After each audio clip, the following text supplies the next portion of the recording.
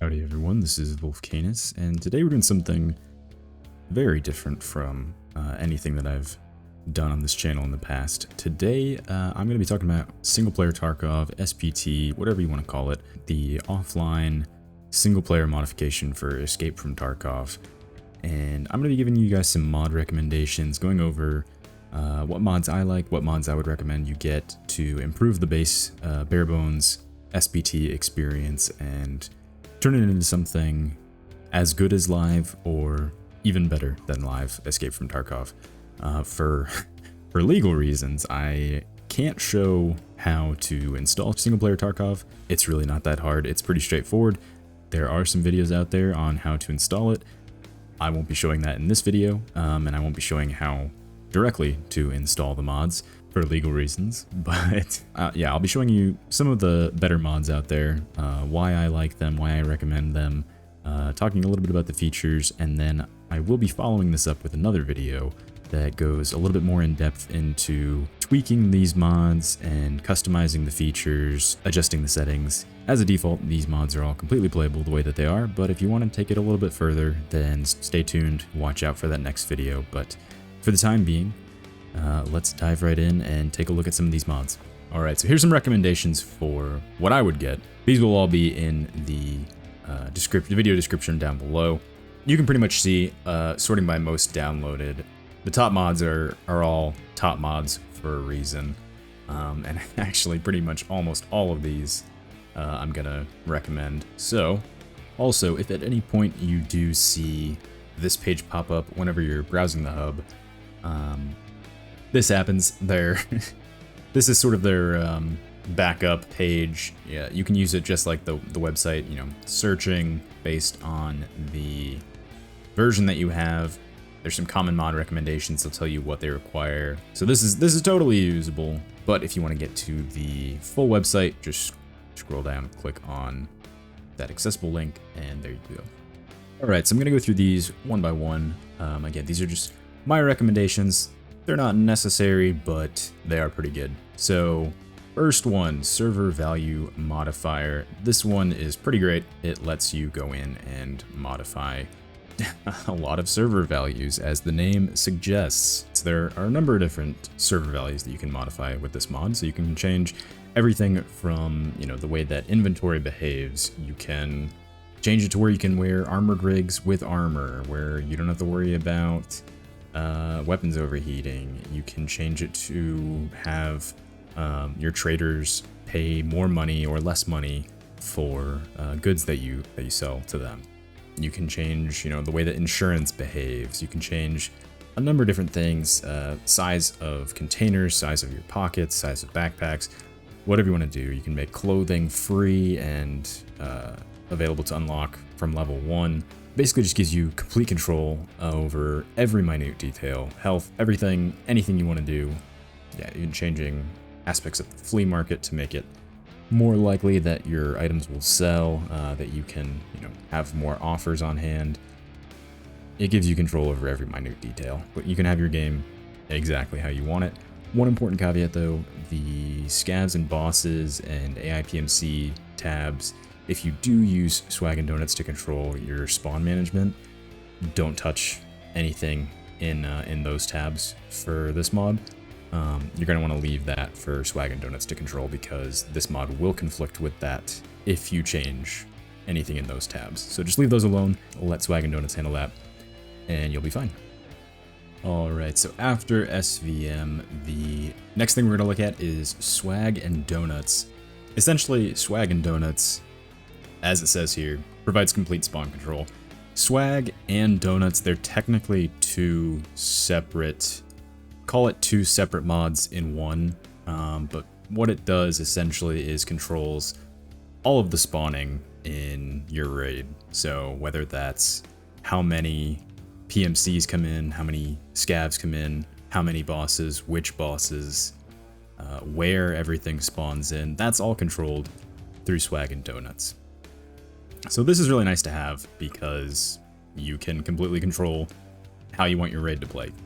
You can set it to have all of the bosses on a single map. You can set it to where only scavs spawn. You can set it to where you know, only a certain number of scavs spawn. You can set it to a certain number of PMCs spawn and then scavs spawn later in the raid. You can change it to really whatever your heart desires. And we'll go into the configuration files and take a little bit of a look at that a little bit later. So yeah, Waypoints and BigBrain are two, call them utility mods that we're gonna need. Waypoints for swag and donuts, and then BigBrain and Waypoints are both needed for SAIN, which we're gonna look at next. All right, so SAIN is the bread and butter. It is the creme de la creme. It is that good shit. This is what sets SPT apart from Escape from Tarkov PvE, from everything. This is the, dare I say, this is what makes single player Tarkov playable. It is what makes it a good game. So it is a complete AI overhaul. It will make your AI play like real people, essentially. They have multiple personalities to choose from that you can customize this to your heart's content. You can go as deep as you want into the customization, or you can just pick a preset and roll with it. So yeah, you've got rats that will, you know, hunker down in a corner and hide and wait for you and ambush you. You've got bots that will extract camp, that they will just sit there and wait, just like real people. You've got total chads that will listen for you to reload or pack a mag or use meds, and they'll bum rush you. I've seen some crazy stuff. I've seen bots that will take pot shots at you, figure out where you are, and then they just immediately just zerg rush you. I've also seen duos and trios and full squads, really, where, you know, you'll take out a couple of them and then there's one or two left, or one, just the last survivor, and they'll duck out, they'll just run away, and you'll never see them again. Sometimes they'll run away and set up a spot to ambush you. Sometimes they literally will just immediately run for extract and get the fuck out of there. So it's really interesting that they can do all of this and just make it feel so real and better than playing with real people almost. Like you'll have a real challenge on your hands if you configure it that way. It's very good. So this one requires big brains and waypoints, as I was saying. The mod menu is in-game for that, so we'll go over that when the time comes. Next up is the Realism mod. So this is another popular one that is complete gameplay overhaul. So it changes everything from ballistics to recoil to gear to attachments, meds, traders, everything. It completely revamps them in an attempt to make things more realistic. So if you thought like time to kill in base Tarkov was pretty short, this makes it even shorter. So it makes it to where gunfights are extremely lethal. It changes the way that, you know, bullets behave as they're exiting your gun. It changes the way that bullets behave when they're hitting someone or hitting you. Completely changes the way that you have to heal and treat your wounds. And all of this is configurable. You can use as many or as few features as you wish, completely up to you. It's very customizable, but it's very good. One caveat is it is not compatible with a lot of custom items. So custom weapons, custom armors, and gear, it's not going to be compatible with a lot of those, just because it does change so many of the stats of items that it's just not going to mesh well with custom items like that. But yeah, there's a nice trailer on the front page that gives a very quick overview of, you know, every feature that it has. So, and then it has a configurable file in the mod folder, and it also has an in-game mod menu. So we'll be going over those a little bit later. But yeah, if you're looking for something to make the game even more hardcore, but it's still fun. It's not punishing. It's not the punishing level of hardcore. It's just a little bit of realism that makes the gameplay more interesting. So for example, like high and low ready poses for your gun that you have to hold them in, because holding it in just the idle pose will drain your arm stamina, so you'll have to, you know, keep your gun lowered or keep it in high ready to not drain your arm stamina. And stims no longer make people into, you know, coked up fiends. They actually have severe consequences to using them to make you think twice about, you know, just popping a bunch of stims before a fight. It definitely will require you to change up the way that you play, but it's pretty fun. It adds a lot of stuff, completely overhauls everything again, and it also gets rid of the meta for like attachments. So while, you know, some attachments might still be slightly better than others, you don't need to have, you know, there's no more like best in slot item for every single component. So it gets rid of a lot of that, where you can have your guns more what you like, instead of, okay, what is the meta best in slot? It makes it a lot nicer that way. Another interesting change, due to the ballistic changes, barrel length is very important with this mod. So if you know anything about real life ballistics, you know that a round coming out of a longer barrel has more velocity, and therefore more energy. So the damage and penetration, those statistics for every round, it's dependent on the length of the barrel that you're using. So now you'll have to account for, you know, that when you're building a gun, you have to account for watching your stats for MOA, your accuracy. You have to account for the velocity. You know, if you want to have a shorter, more compact rifle, you're going to be sacrificing some of the damage and penetration output that you're going to be doing. But if you want to have a longer, rifle, yeah, sure, it's going to be a little bit less ergonomical. It's going to be more unwieldy, but you're going to potentially be doing more damage and more penetration with your rounds, because you're going to be shooting them out of a longer barrel. So it's something that you have to watch for. It's something that's pretty interesting with this. That kind of makes it, again, it makes it a little bit closer to real life when you're putting together your weapon designs. So I think it's pretty neat. Yeah, as a default, it is definitely usable, completely playable by default, but we'll look at the configurable files and the in-game mod menu a little bit later. All right, next up, custom raid time. So this is really neat because personally, I like having a longer raid.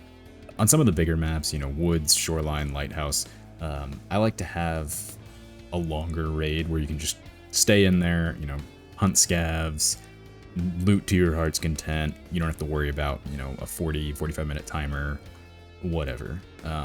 Same with factory, you know, going in as a scav and having 3 minutes left. It's just not fun. So with this, you can change it to whatever you want. I like to set my raids to like 6 hours, just to where it's like, you're realistically never gonna run out of time.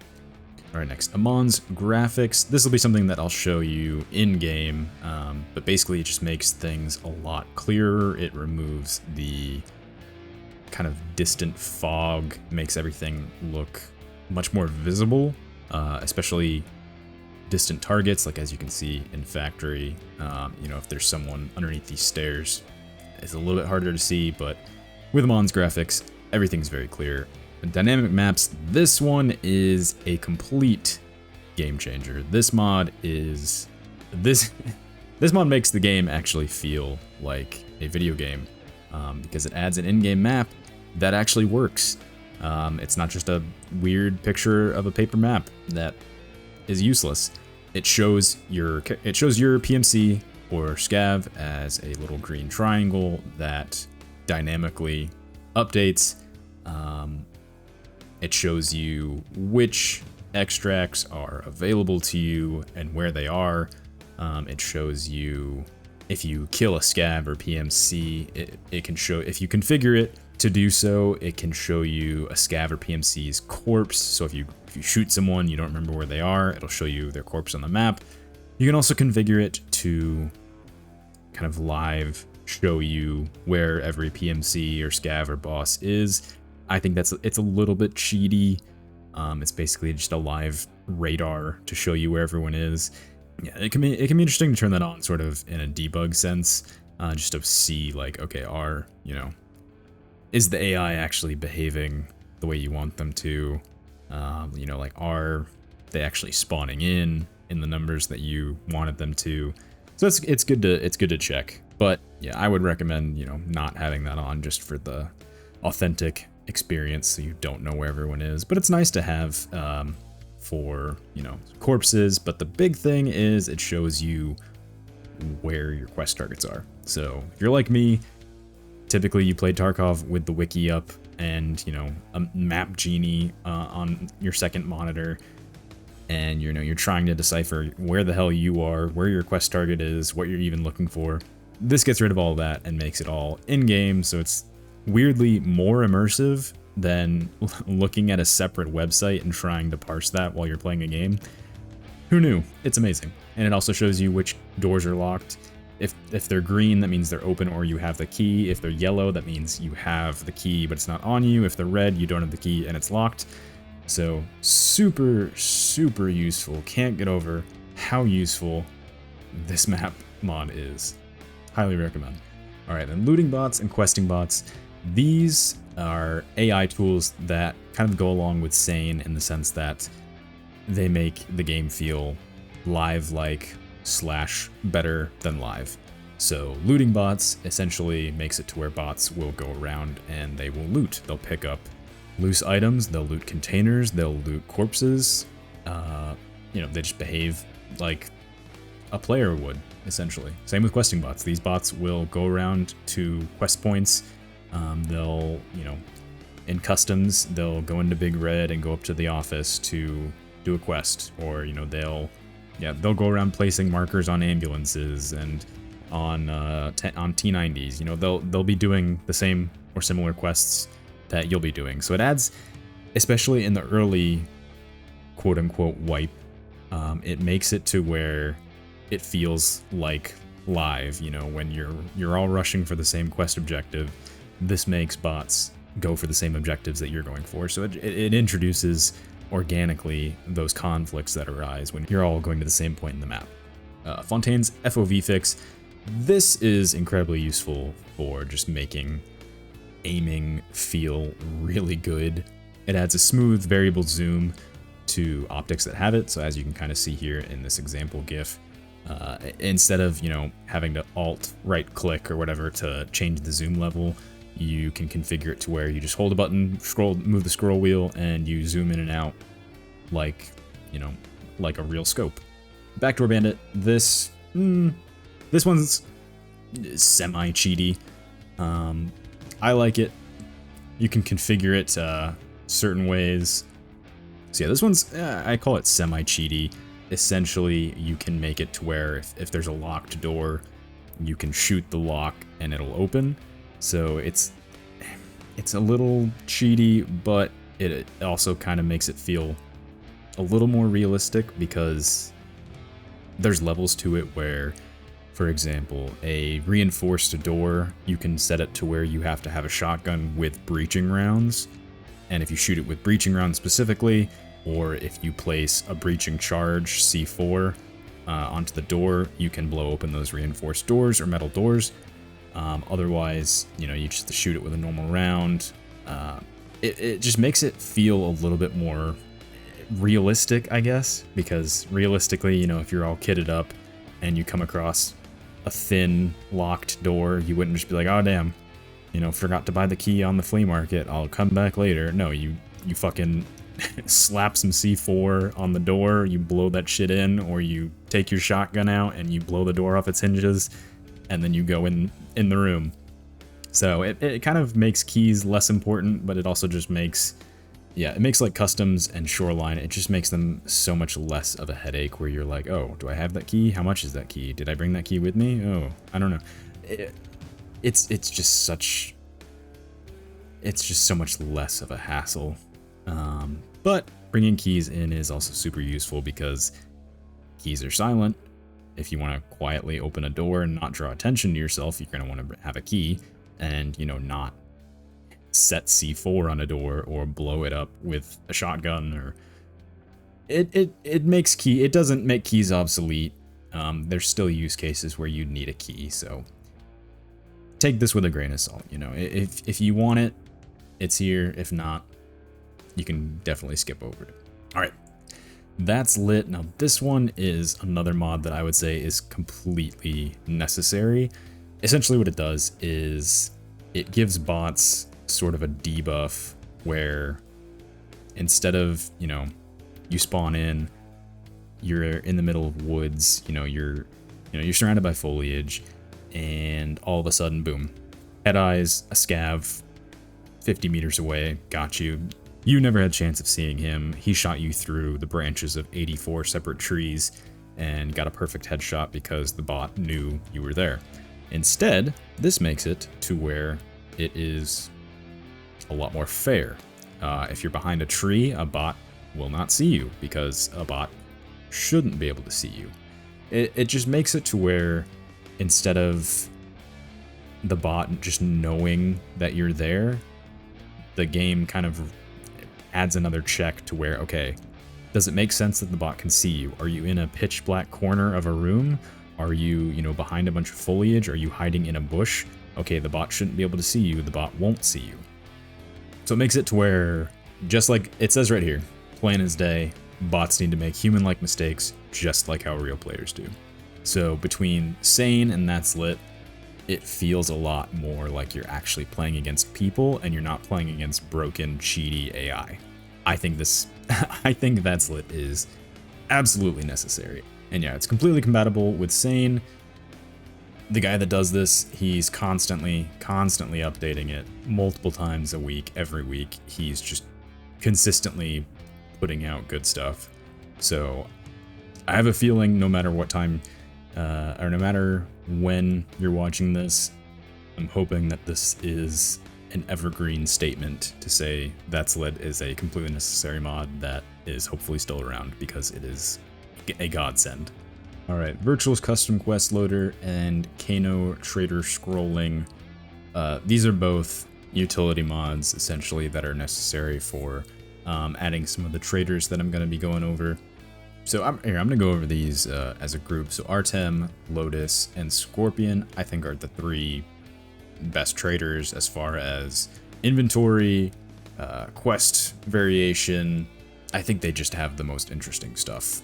Artem, Lotus, and Scorpion, I think they just add kind of the most interesting quests, most lore-friendly. I know she's an anime girl, and I'm saying she's lore-friendly, but trust me, there is an option. If you don't like the image, you can change that.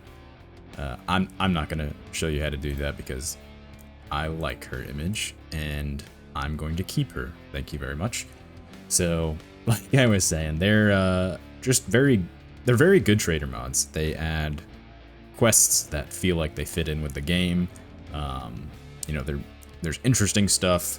I think Scorpion or Artem, one of them, it's like those quests where they're like, oh, wear this, item and kill scavs during these time slots. But then there's also those like, oh, visit this point, and set this up. It's more Tarkov quests. That's really all there is to it. And they give you really good trades. They all sell really good stuff. It's just more of the good stuff that you like. Highly recommend. Hephaestus is a bit of a different trader. So this one, any presets that you set, Hephaestus will make your presets and then sell them to you. By default, they are pretty cheap, and they also are sold in euros. But yeah, you can configure that, change it however you want. But I don't know. I think it's pretty useful if you want to play around with presets and then very quickly just buy that instead of having to buy parts, piecemeal off the flea market or what have you. I think it's just a much more convenient way of just getting a gun that you like and just going out with the loadout that you want. Again, kind of like the Backdoor Bandit, it just makes things much less of a hassle. It's just a nice quality of life feature, and you can change the config to, make it more expensive if you want to make it feel not as cheaty. You can do that as well. Boss Notifier, this one's another one, sort of like the map, where it's as cheaty as you want it to be. So if you don't want to know if a boss is in your raid at all, then this mod's not for you. If it has various tiers where you can either set, it'll tell you Tagilla is, Tagilla was spotted in your raid. But then there's also a separate feature that tells you Tagilla is detected in your vicinity whenever you get, close in proximity to the boss. I don't personally like that because I feel like that's too cheaty to know, like, oh, okay, the boss is right here. It's near me. I don't like that, but just knowing, like, especially when you get to the point where your quests are like, oh, kill Killa 50 times or whatever, or you need to kill these bosses, loading into a raid and knowing, okay, boss isn't in this raid, let me just, real quick, loot some stuff, kill some people, get out, and load a new one. It's much more convenient than having to go around and, check all their spawns, see if they're in the map. Oh, they were in the map, but then you were too slow getting to them and someone else killed them. Load a new one. It's just another quality of life addition. So I like it. You can configure it how you like it, or you can just pass over it completely. Same with this one. This one is, I'll just outright say this one is pretty cheaty, but it's also good for kind of the bullshit quests of like, oh, give me, 3 flash drives, give me my gas analyzers, just the bullshit early quests that everyone has done a million times that you don't want to do. With this mod, you just hold control, click on the objective, and click skip, and you just don't have to do it. It's cheaty. I know it's very cheaty, but sometimes you just can't be bothered to do, the gas analyzer. You can't be bothered to legitimately do the gas analyzer quest or the flash drive quest. You just don't want to do those ever again. This is for you if you like that. And again, manual experience. So this one, it's borderline cheaty. It's more quality of life, I'd say. It gets rid of the skill fatigue functionality where if you level up too much or get too much experience, the game automatically slows that down. It gets rid of that. You can also boost the percentage of XP gain, so it won't take you 600 hours to get elite skills. Instead, you can get it in 60 hours. It just makes it's just quality of life. It just makes it a lot less of a hassle. Again, quick move to containers. This one, I have no idea how it's not, well, I have some ideas why it's not in the game already, but it's super, super, super big quality of life where if you open up a container and control click from your stash, it moves it to the container. It doesn't move it to your inventory or wherever. So you can very quickly, instead of having to, drag items to a container one by one by one, you can just open up that container, control click, boom, boom, boom, boom, boom. All of them move to that container that's open. It is amazing. Once you use it, you'll never be able to go back. It's very straightforward. That's all there is to it. And then RAM cleaner. This one might not be necessary, but personally, I would say get it. It's better to have it and not need it than to need it and not have it. I guess Tarkov is not very efficient with using RAM, and this, I guess, helps clean your RAM while you're playing, so you don't get, I don't know, memory leaks. I'm not sure the technical side of it, but apparently it helps with performance. So if you, don't have a lot of RAM, or if you just want your RAM to be used most efficiently by the game, I would go ahead and get this. Alright, so that'll about do it for now. As I said, I'm just going to show you some mods that I recommend, and then in my next video, I will be showing a little bit more in-depth explanation, a little deeper dive into the mod settings, making adjustments, changing config files and the mod menus, going through that and giving some of my own recommendations for settings, as well as kind of trying to shine a light on some of the more complicated aspects of those settings. Yeah, so if you found a mod that you hadn't heard of before, or if you learned anything new today, then be sure to drop a like, leave me a comment, let me know if you have any mods that you like that I didn't go over that you'd recommend. And if you're interested in sticking around for that deeper dive into the settings, I will be releasing that within the next few days. So keep an eye open for that. Make sure to hit that subscribe button so you don't miss that.